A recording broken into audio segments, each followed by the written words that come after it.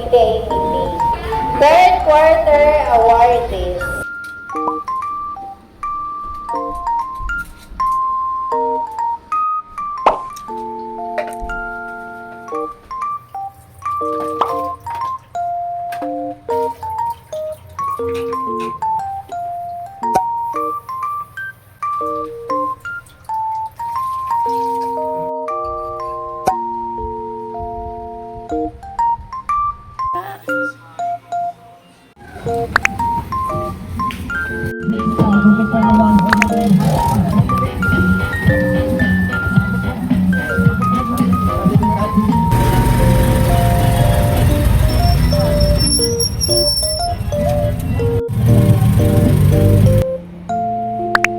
Yan ako na lang siya, ay screenshot.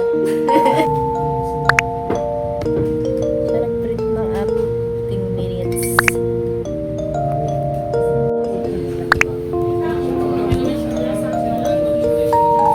Good afternoon everyone. Tapos na po tayo, dear parents, guardians.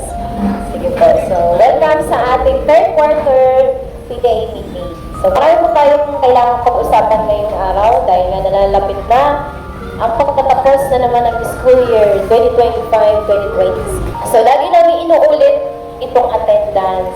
Kasi dito na po tayo, learner promotion and retention. Nakalagay po dyan number 1. Final grade of 75 in all learning areas promoted to the next grade level. So ngayon po, magsa-summer class, bakasyon. So halimbawa, yung final grade ng anak po natin ay 74, hindi umabot ng 75. At ang kanyang bagsak ay math at science. May dalawa na. So, yung dalawang subject na kailangan niya po mag-attend ng summer class. Pag di po siya nag-attend, so, detain. Pero kapag tatlo na pong subject, ang fail niya po dito, sa final grade na yan, automatically retain siya, nakalagay dyan. Then, the expectation in not more than 3 learning areas. Retain in the same grade level. Tanungin po natin sila, simula first quarter, kamusta anak ang performance mo? Kaya po lahat kayo, iniimbitahan ko, every quarter para, per quarter, makita po natin kung may progress pa ang grade po ng anak ninyo.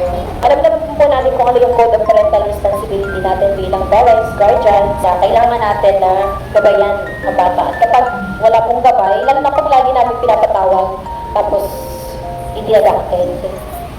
So, ito po yung panlaban. Ang tawag na po doon ay neglect of the child.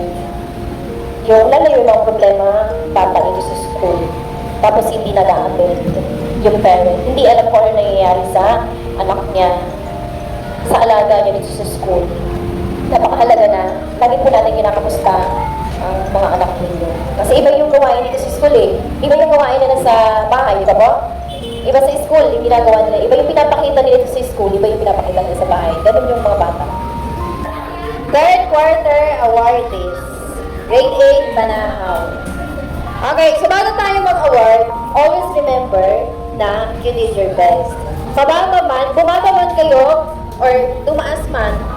Okay, so, syempre, pag award kayo, meron din kayong reward sa akin.